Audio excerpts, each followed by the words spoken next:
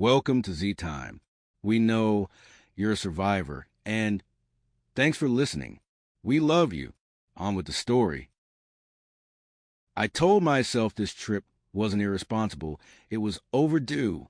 I'd flown in from Texas alone, a rare thing these days. My wife at work, the kids at school, and coordinating all that for a mid-season Lakers game would have been a nightmare. So I came solo. 3 nights, 1 game. A small indulgence after years of putting everything else first.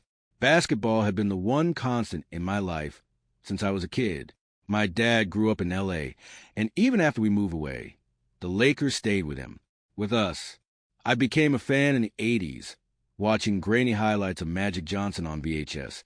The way he moved like he could see the future a second before everyone else. Showtime didn't just make me love the team, it made me love the idea of the game. So here I was, decades later, standing in the L.A. Live Plaza with my phone in my hand, staring at my StubHub ticket like it might disappear if I blinked too long. Premium seats, a once-in-a-lifetime thing. The plaza buzzed with pre-game energy. Music pumped from hidden speakers. People laughed, argued about lineups, posed for photos. I grabbed an early dinner at one of the restaurants overlooking the arena. Nothing fancy, just a beer and something hot. I ate slowly, soaking it in. Just outside, the L.A. Kings holiday ice rink glowed under string lights, skaters looping awkwardly to kin Christmas music. It felt surreal, winter-themed joy in the middle of Southern California, right next to one of the loudest buildings on Earth. That's when I noticed a guy by the statues.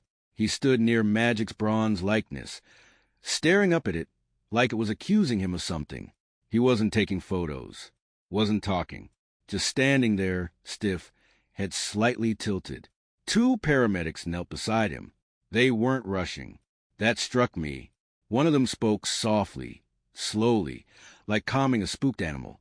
The guy's eyes were unfocused, his skin pale and damp despite the mild evening. He swayed a little, like he might topple over. The wind picked up. Sirens echoed from downtown, Skid Row direction, maybe, but that wasn't unusual. L.A. always hummed with emergency noise. It blended into the background like traffic. I shrugged it off and moved on. In line for another beer, I overheard 2 guys behind me talking in low voices. Telling you something's off today. Man, it's L.A. Something's always off. No, I mean people acting wrong. Skid Row, Hollywood. My cousin's security guard said a guy collapsed, then came back swinging. Like cardiac arrest, but violent. Drugs. Maybe, but he said EMTs got bit. That made me glance back. They went quiet when they saw me listening.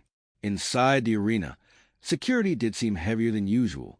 More guards, more radios, more eyes scanning crowds instead of tickets.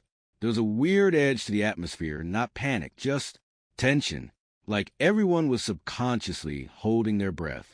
I grabbed McDonald's from the concourse, cheap, greasy comfort food, and ate it standing up, watching fans stream past in purple and gold. Jerseys everywhere. LeBron, Kobe, Magic. The elevators up to the premium seating level were smooth and quiet, attended by staff who smiled like they genuinely meant it. Welcome, sir. Enjoy the game. One of them asked if it was my first time. When I nodded, she grinned. You picked a good night. At my seat, a drink arrived before I even asked. Cold glass. Perfect view.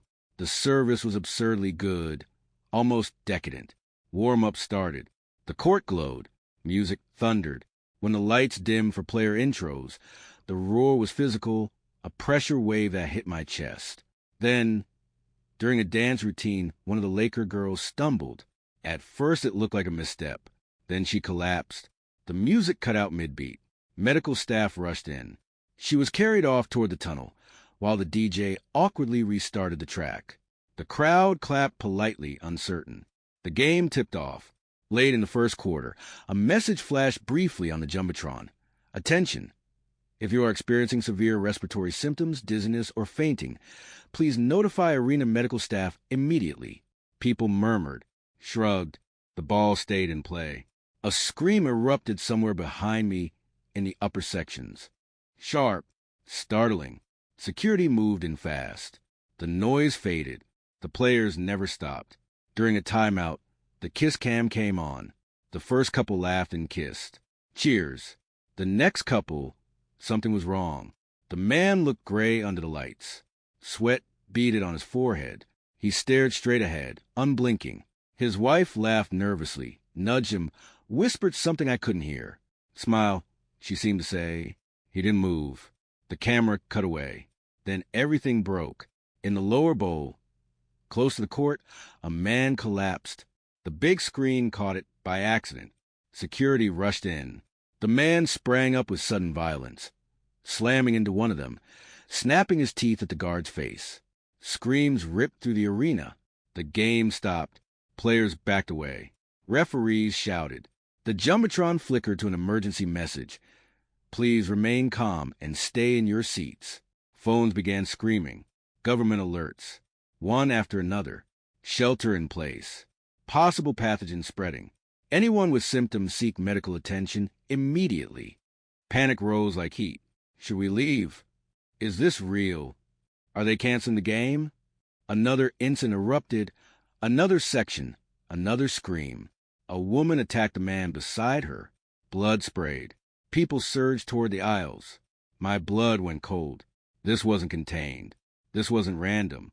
Players were rushed off the court under guard. Fans spilled onto the floor. Aisles clogged instantly. Bodies packed tight, shouting, crying. I pushed up the aisle toward the concourse.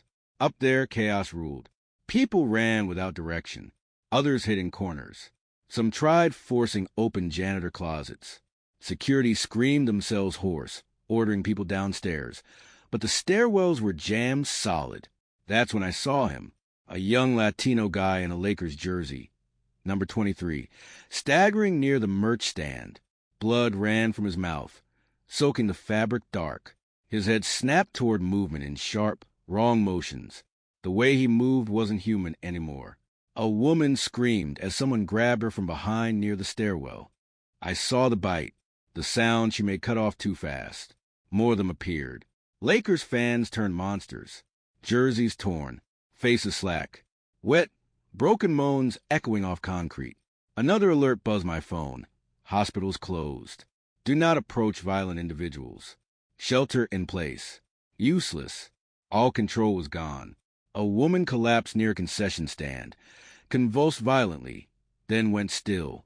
People stepped around her. She rose, slowly, unsteadily, mouth opening in that awful sound. I ran, not down, up, the luxury suites. Fewer people, one door, somewhere to disappear. The stairs upward were nearly empty. Everyone else was trying to escape. I took them two at a time and ducked into a suite left ajar. I slammed the door, barricaded it with furniture, killed the lights. Inside, food, bottled water, alcohol, untouched luxury. I ate quietly, drank, forced myself to breathe. Through the glass, the arena below was pandemonium. People fighting, falling, small clusters of infected gathering around victims. The Jumbotron still blared its calm message over the chaos. Power stayed on. For now, from the next suite, I heard screaming, crying, someone pounding on the wall. Stay quiet, I hissed. Please. Eventually, for them came over. We barricaded together. No police, no help, no way out. We sat in silence, listening to the sounds below. And for the first time that night, the thought settled heavy in my chest. Is this the end? At first, none of us spoke. We stood there in the half-dark of the luxury suite, 5 strangers pressed together by circumstance, listening to the muffled roar of chaos bleeding up from the bowl below. The glass wall gave us a godlike view of the arena, but none of us wanted to look for long. Watching made it too real. The suite smelled like spilled beer and expensive cologne. Somewhere behind the bar, an ice machine hummed, oblivious. I'm Ryan, one of the guys finally said, his voice too loud. He winced immediately, lowering it. Sorry, Ryan. I was in the suite next door with my girlfriend. He gestured vaguely toward the wall we'd come through. His hands wouldn't stop shaking. I'm Mark, said another man, older than the rest of us, late 40s maybe. He wore a faded Kobe jersey and had the calm, exhausted look of someone who'd already accepted that this wasn't going to end well. I work security. Not here. Elsewhere. A woman stood near the door, arms wrapped around herself. "Emily," she said quietly. "I was here for work. Corporate event." She glanced at the empty seats behind us, then away. Everyone else ran. The last man hadn't spoken yet. He was younger, mid-20s, Lakers cap pulled low, phone clutched in his hand like a talisman. He kept refreshing the screen, even though there was no signal. "Jason," he muttered without looking up. "My brother's downstairs." That settled over us like a weight. I introduced myself, then gestured to the barricaded door. "First thing, we stay quiet. Whatever's happening out there is reacting to sound." Ryan nodded too fast. "Those things, did you see how they moved? Like they were broken."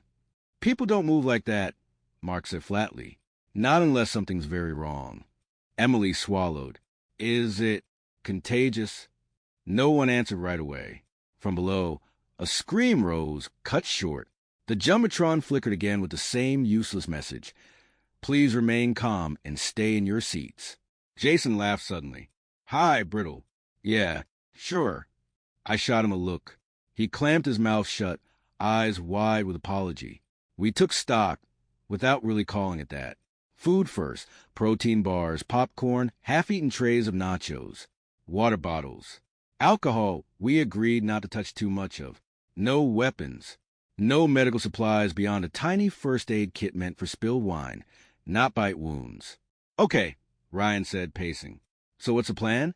We can't just sit here." Mark leaned back against the counter. "Right now, sitting here is a plan." Jason shook his head violently. No, my brother's out there. I saw him on the concourse before. You go out there, you die." Mark said, not unkindly, just factual. Silence again. Emily edged closer to glass, peering down. "They're not running." "No," I said, "they're not." That mattered. It was the first real piece of information we had that wasn't pure terror. "They react to movement," I continued. "Sound too." That's how the panic spread. Ryan stopped pacing. "So if we stay quiet, they might not notice us," I said. Jason finally lowered his phone. His eyes were red. "What if this doesn't stop?" That was the question hanging between us, unspoken until now. What if this is everywhere? Emily whispered, "What if this isn't just the arena?" No one wanted to answer that, either. From the suite next door came another crash. Furniture tipping. Someone sobbing loudly. Instinctively, we all tensed. "Hey," I said, stepping toward the wall. "You need to keep it down. Please." A woman's voice came back, hysterical. "They're eating people." "I know," I said, keeping my voice low and steady even though my heart was pounding. "But noise is drawing them. If you want to live, you need to stay quiet." There was a pause, then muffled crying, but quieter. When I turned back, Mark was watching me differently. "You handle pressure well," he said. I shrugged. "I'm freaking out on the inside." "That's the good kind," he replied. Hours seemed to pass in fragments. We rotated sitting, standing, watching. At one point, the power flickered but stayed on. At another, something slammed into the glass far below, leaving a smear that slowly slid downward. Jason eventually sank to the floor, head in his hands. Ryan sat beside him, awkwardly placing a hand on his shoulder. Emily fell asleep sitting up, exhaustion finally overwhelming fear. Mark and I stood watching near the glass. "This place won't hold forever," he said quietly. "No," I agreed, "but it's holding now." He nodded. "People underestimate that." We didn't talk after that. Below us, the arena slowly emptied, not because people escaped, but because there were fewer people left to run. And as the sounds faded into a low, constant chorus of moans, I realized something else, something colder. This suite wasn't just shelter.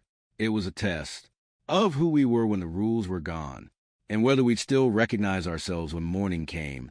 If it came at all, the decision to leave the suite didn't come from courage. It came from the sound of pounding. Not frantic, not panicked, measured.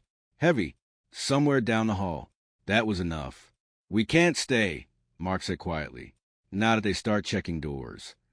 No one argued.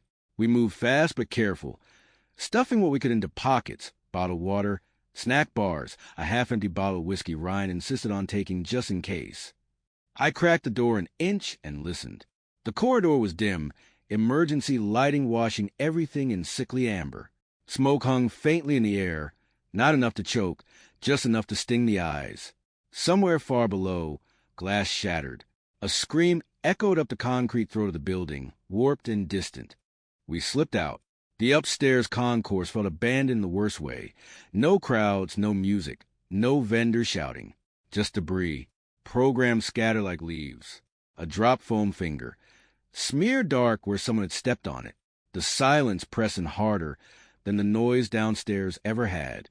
We crept toward the windows lining the outer wall of the corridor. That's when the city came back into view. Up close now. The plaza outside the arena, where I'd stood less than an hour ago, staring at statues and thinking about beers, was unrecognizable. Fires burned in trash cans, in overturned kiosks, in cars that had smashed into each other at bad angles. The L.A. Kings holiday ice rink was a nightmare tableau. Boards broken, ice scarred and filthy. Bodies sprawled across it like discarded mannequins. Some of them moved. People ran across the plaza in ones and twos, slipping on the ice, screaming as figures slid after them with jerky, unbalanced steps. One man fell hard near center ice. 3 shapes piled onto him. The sound didn't reach us through the glass, but we knew what it was. "Oh my God!" Emily breathed, one hand over her mouth. Security vehicles blocked parts of the street, lights still flashing, doors hanging open. Whatever plan they'd hadn't lasted long. A pair of officers backed away from someone staggering toward them until the figure lunged with sudden speed, slamming into one of them and dragging him down behind a cruiser. Further out, the streets were gridlocked. Abandoned cars formed canyons of metal.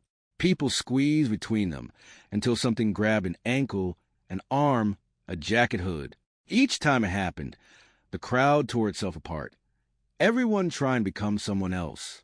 "They're everywhere," Jason whispered. "There's no perimeter." We moved along the windows, following the curve of the arena, hoping, stupidly, to see some sign of order. Military, buses, anything.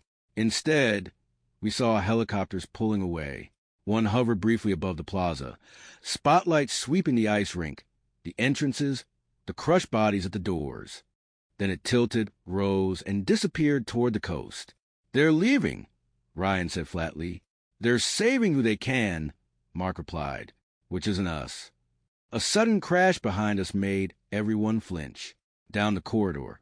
At the far end, something staggered into view from a stairwell door left ajar. It wore a torn Lakers hoodie, the gold lettering dark with blood. Its head lolled unnaturally, jaw hanging slack as it sniffed the air, then twitched toward us. "Back!" I hissed. Slowly. We backed away, keeping to the window side, eyes never leaving it. Outside, another wave of people poured out of a smashed entrance below us, only to slam straight into what waited beyond the doors. The moment they spilled into the open, the plaza swallowed them. The thing in the corridor took a step, then another. "Stairs won't help," Emily whispered. "They lead outside." "And outside is worse," Jason said. The creature lunged suddenly, faster than it had any right to be. We ran, not toward the exits, not toward the stairs, deeper into the arena. As we rounded the corner, the last thing I saw through the window was the city beyond, Los Angeles tearing itself apart under floodlights and fire, no rescue coming, no edges to the disaster, just a world that had decided to eat itself. And we were still inside the walls. We didn't escape, so much as spill out. The service stairwell dumped us into a loading corridor that smelled like diesel and spilled beer. One of the bay doors was half open, bent where something heavy had slammed into it earlier. Cold night air pushed in, carrying smoke, sirens, and something coppery underneath it all. Mark cracked the door wider and peered out. "Street's a mess," he whispered. "But it's moving. No wall of them. We go now, we might get clear." Might. We went anyway. The moment our feet hit the street, the scale of it became real. The arena had been chaos, but this was a spillover, the uncontrolled burn. Cars had abandoned in crooked lines. Doors open. alarms blaring themselves hoarse. Storefront glass glittered across the sidewalk. People ran without direction, some barefoot, some bleeding, some screaming names into dead phones. And threaded through it all, slow, shambling figures, drawn to the noise, to the motion. Stay together. I said, louder than I meant to, don't run unless... A scream cut me off. From behind us. I turned just in time to see Jason get grabbed. It happened so fast my brain refused to accept it. A figure stumbled out from between two parked cars, its arms snapping out with awful certainty. Fingers hooked into Jason's jacket, yanking him backward. He twisted, shouting, trying to pull free. Another one slammed into him from the side. Then another. Emily screamed his name. Ryan moved like he was going to help, like instinct might override terror. No! Mark shouted, grabbing Ryan's arm. You can't... Jason went down under the weight of them, hands everywhere, mouths. The sound he made wasn't loud, just desperate, and then it cut off as more bodies piled in. We ran. We didn't look back. I don't think any of us could have survived it if we had. We cut east, then north, weaving through cars, vaulting low barriers, slipping on oil and ice and something I refuse to identify. Every loud noise felt like a flare. Every shadow twitched. At an intersection near a darkened strip mall, it happened again. Emily tripped. Just a stumble, but enough. She went down hard, palms scraping pavement. I grabbed her arm, hauled her up, but something collided with her from the side, knocking her back out of my grasp. She screamed once as it latched onto her shoulder. Mark tried to pull her free. She was crying, apologizing. I'm sorry. Another shape slammed into her legs. Then another. Go! She screamed at us, eyes wide and lucid and terrified. Please go. Mark dragged Ryan away bodily as I froze for half a heartbeat too long. Then she was gone beneath them. The street swallowed her. We ran until my lungs burned and my vision tunneled. Until the sounds thinned out behind us. Until the city felt less crowded and more hollow. We ducked into a low concrete structure near a parking garage, some kind of maintenance building, half hidden behind dumpsters and overgrown hedges. Mark forced the door with his shoulder. It gave way with a crack that sounded impossibly loud. Inside was darkness. Cool. Still, we barricaded the door with a fallen shelving unit and slumped against the walls, shaking, silent, listening. Minutes passed. Then more. Nothing followed us. Ryan started crying quietly, face buried in his hands. Mark stared at the floor, jaw clenched so tight I thought his teeth might crack. I sat with my back against the wall, hands still trembling, heart pounding like it hadn't realized yet that we'd stopped running. Outside, the city burned and screamed and devoured itself. Inside, 3 strangers tried to breathe quietly enough to stay alive. Eventually, exhaustion won. Not sleep, not really, but a dull, half-aware collapse. We took turns watching the door, counting breaths, flinching at every distant sound. When my turn came, I stared into the dark and thought about my wife back in Texas. My kids, whether they were watching the same alerts I'd ignored earlier, whether this thing had reached them yet. We were alive, for tonight, and in a world that was rapidly forgetting what safe meant. That was enough to cling to, just barely. That's it for today's story. We will love to see you again soon. Thanks for listening, and most importantly, stay safe out there.